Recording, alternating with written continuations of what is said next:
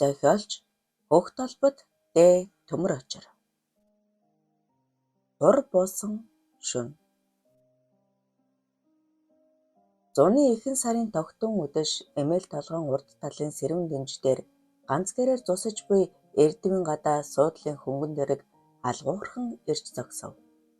Хаяанд хэвдэж байсан халтар нохоо угсахын босож сүүлээ саадгалан боргон хуцгаад гэрээс боолтрох шиг хоёр түнтгэр жаал уралдан гарч ирээд сониучрхан харав. Өнгөн тэрэгнээс дунд зэргийн нуруутай цавир царайтай эд дунд насны ир гарч ирэхэд хоёр хүү танимхаар нэмсгэлж "Хангал ахаа" хэмээн зэнгэн болов. Сайхэр хоёр жаалын түнтгэр толгой гэлээд "Сайн сууцгааж буй юу?" гэсээр гэрт оров. Тавилга сэлтэн эмх зэгцтэй цэвэр цэмцгэр гэрэн эцэгтэй жалам гих 40 шүргэж яваад дунгар бүсгүй хангалттай нүүр дүүрэн нэмсэглэн минь тус мэдээд тавгийн идэ тавьж цайцуу болов. Гавшав хийсэн хөдөлгөөнтэй мах мираан тэгшэрсэн шава бүсгүйг нүд дагуулan харж "Тавлаг сайхан зусаж байна уу? Зууншлаг хэр байна да?" гэхэд сайхан хавар эрт ногоо гарсан ч зуны ихэнх сардаа бор орсонгүй жаахан гандах маягтай л байна гэв. "За манай булд руу эрдэв хачаав" гэхэд бүсгүй нүдээ эргэлдүүлэн намжир хаялаад цаадах чинь өглөө хар нүд хуу татаад л азраганд хаслуулсан хонгор байцаа олж авна гэдэл мордсон алгал байна. Өөдөд айгүй бол аяг тагшим эргүүлээд алиавга хормойд цугаац гэд танан цагаан шүдэ ярилцуулан тас өгрөв. Хангал суудал дээрээ хавжигнан "Цувай шаргачин шиг гунхалцсан эхнэрээ сулд нь хаяад алга болмооргүй юм аа" гэж хагдагнан инээхэд жалам "Одоо ч надаас уйдаж гүйцээд омбог авган шар хүүхэн лөө гүйдэлтэй болсон шүү дээ" гэд амаа дарах хөхрөв. Ил цагаан яриатай хэний ч харааг булааж сэтгэлийг татах хувцастай нүд дүүрэн бүсгүй даажин тохууг сайн мэдэх болохоор даган инээж баахан баясав. Жалам "За тэр марзагнах яахав? Танаахан хідүүлээрээ. Энэ жил төсөн мөнгө хомс 10 гаруй оюутан л дагуулж ирлээ. Наадмын өмнө буцсан даа" гэд халуун цайнаас хэд очлоо. Бүсгүй энэ зур гав шав хөдлөн борцнуудаж хоолхош аялуулна. Их сургуулийн археологийн тэмхмийн багш Хангал 3 жилийн өмнө эмээл толгойн эртний булш бунхныг малтах ажлаар 10-аад оюутан дагуулan анх энэ нутагт хөл тавьсан билээ. Тавсаг толгойн урдхан тал зусаж байсан эрдэв хэмээх гүндүүгүй залуутай танилцаж сүйд хараг шөлний хонь зөөлгөн жалмын гарын нэрмлийг хаяахан хүрдэж гайгүй дотнд болцгоосон юм. Хангал машинаас тор дүүрэн ям авч ирээд эзэгтэйд хоёр гардан барив. Хоёр түнжгэр банд хотын чихэр ба үзээд нүдэн сэргэн ээжийнхээ хоёр талд гарч шахансав. Хоолунд идэж гэдэс гарсан Хангал эрээ нүртэй модон ор налд суугаад эрдэм найзтай ганц юм уулталж замын чөлөөрөө тайлан хууч хөрч хоны гэж бодсон юм. "За яхав, маргааш орой буцаж ирээ дээ. Хэдэн оюутан маань дадал суугаад хамаг юма жимбан болгочоор надад санаа зовх юм алга" гэв. Жалам тогоо шангаад зүлгэх зуур "Манай хүнж хэдэд ч хамаагүй л давхиад ирнэ.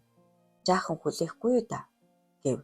Хангал гадаа гарахад төгрөх саран мандаж хавиорчныг өрмөн шаргал туяагаар сүлэн гийгүүлнэ. Тамхин асан энтерийг хараачлан хэсэгсв.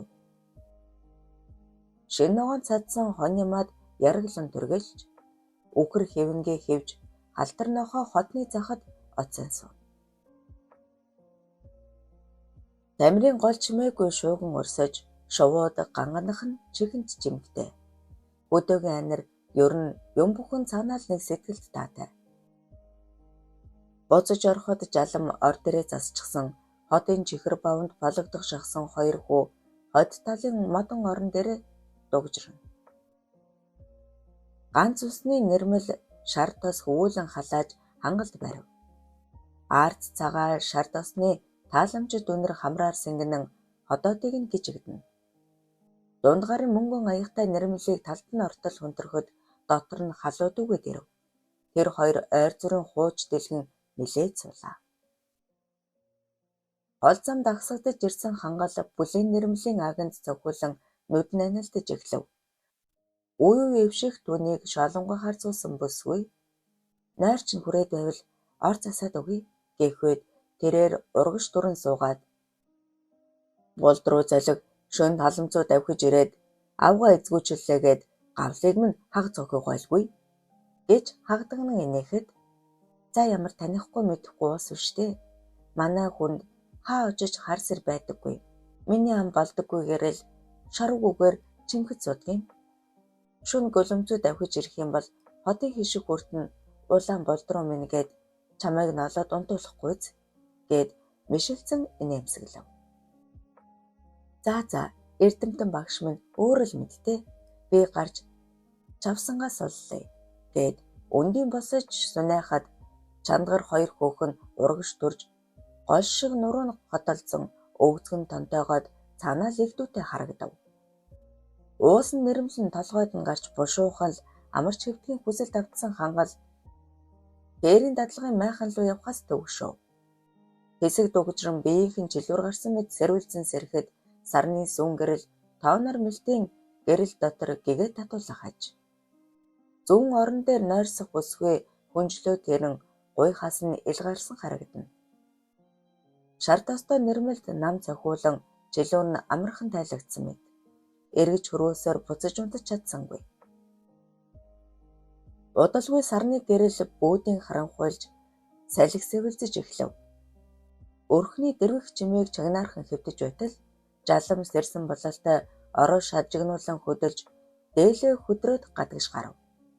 Өрхөө татаад буцаж орж ирсэн бүсгүй орондоо орсон хойно хангал дүүрсэн хэрэг гэж бодоод орноосоо гулсан бууж эвсэн дээгүүр мөлхөх шахам явсаар бүсгүй хүнжлийн сэжүүрийг зөөлөн татаж гарт нь хүрв. Бүсгүй агдасхийн зочиж эргэж хараад түүний гарлуу цохиж "Яагаад байгаа юм бэ? Болооч чи" гэж нам дугаар хэлв. Хангал эргэж бодсонгүй. Хүнжлийг нь цөөхөн өөртөө шурхан оров. Бүсгүй нэлэн үнэр чивхэн халуун бие түүнийг мансууруулах төвхөв.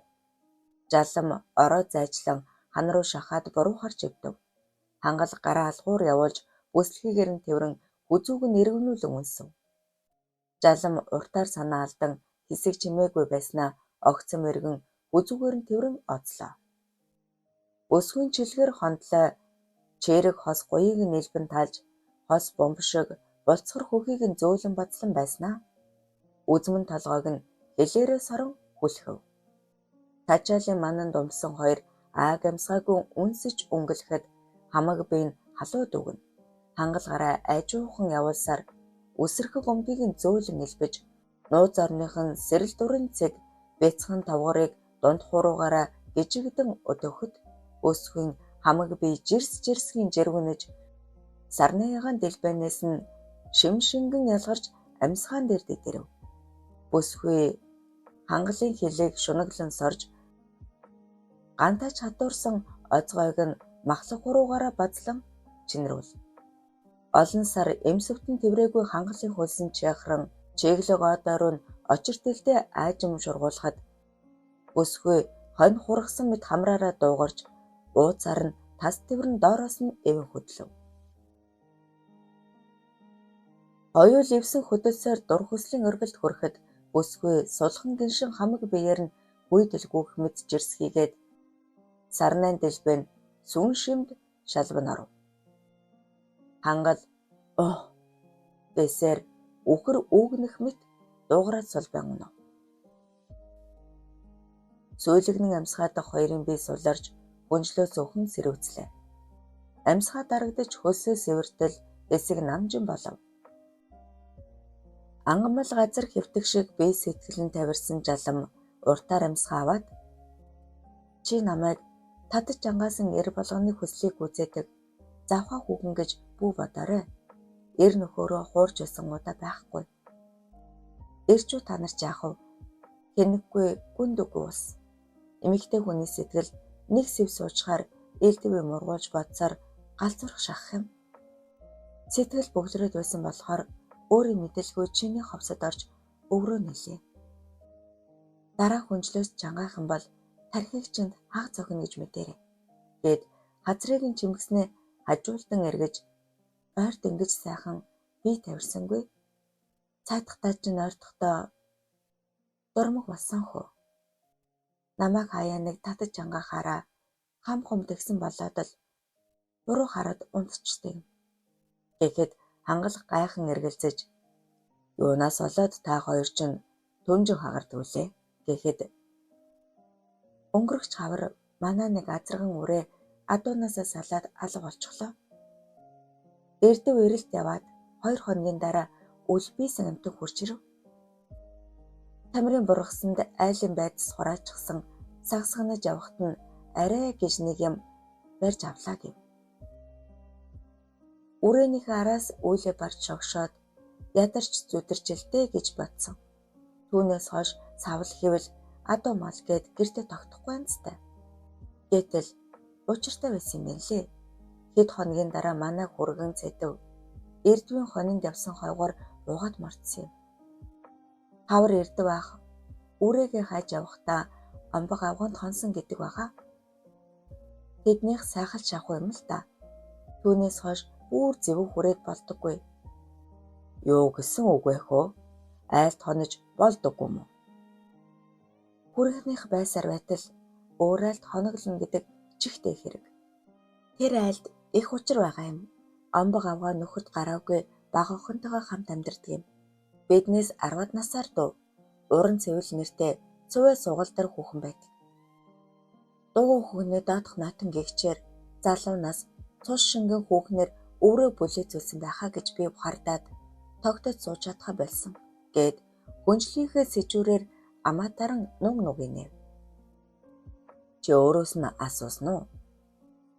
Манай харч нь амыг нь уухгүй л бол алт унахчих гээд байгаа юм шиг дуугардаггүй. Чи юу сандах вүлээ? Би тойруугаар асууж үзсэн.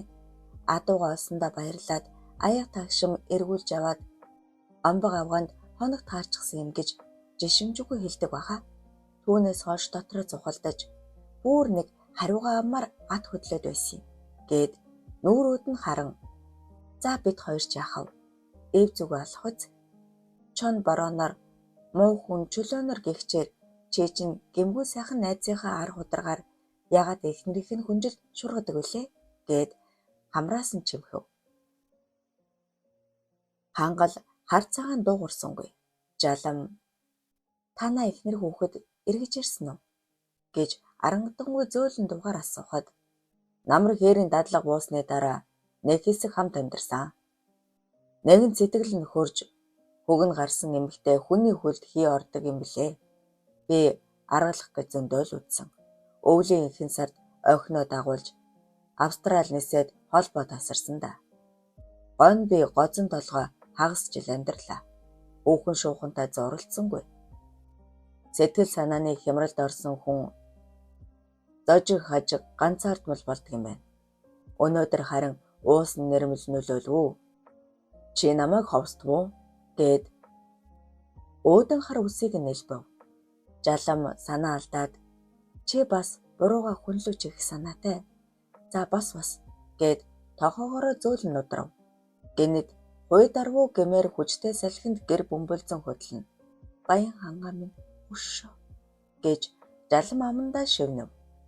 Удалгүй салхи намдаж гэрийн бүрээс дээр борон дуслаад подгийн бууж байснаа улам ширүүлсэн азарган бороо шааган асгарав. Амбаг авгаанхаас бороо онгоонгууд эртлэн мордсон эрдэв хонгор байцаа хөдлөн дөрөлж дээрээ гарч ирэхэд эмийн толгойн баруунтай хэд хэдэн майхан аглагнан байх нь нүдэнд содон.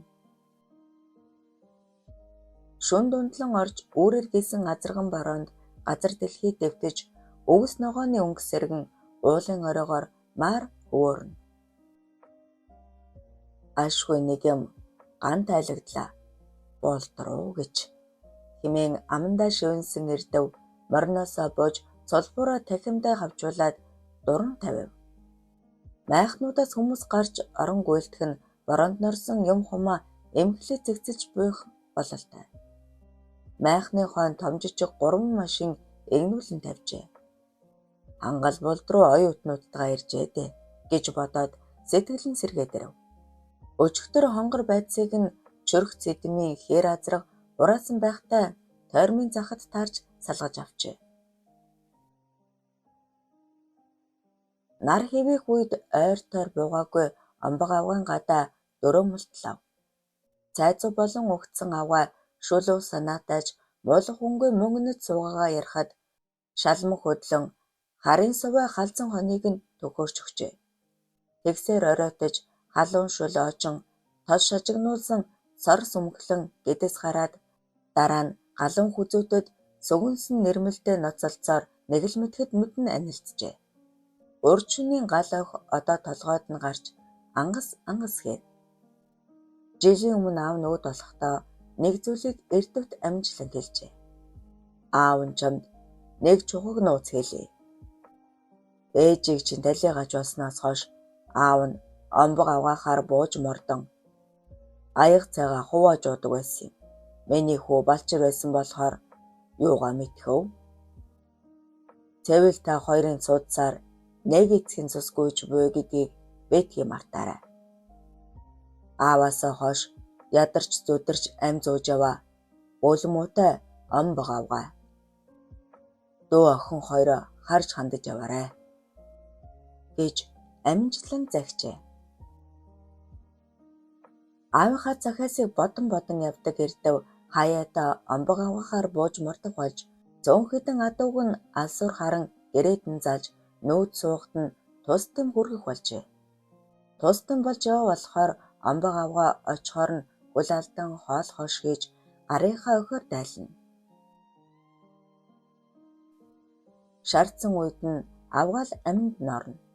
Омбог авгаатай ийм тийм гэж үг хэлэлцээгүйч далдуур бийсээ ойлгосон гэлтэй. Дөрөлж уруудан буухдаа айлын болгон нууж хааж явах вэ? Уулаан болтруу гэж жаламд үннэ хэлээ.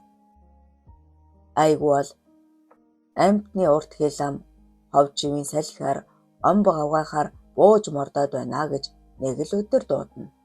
Буруугаар ойлгоод сэтгэлд нь сэв суучхаж магад гэж дотроо банжив. Сэрүүн дэнж дээрх гэрн бөмбөгийн харагдаж баруун хаяанд нь байгаа цагаан суудлын тэрэгний шилтэл өглөөний нарны дулбан гэрэлд ойн гэлалзаж байна. Ашгүй дээ. Хангал булд руу манад хүрээд иржээ. Хотын хишиг хүртэж дотроо засаж аваад оройхон шүлний юм гаргаж нөхрөө дайливэз гэж баясан бодоод морой гуйдан ухсгэв. Төгсөв.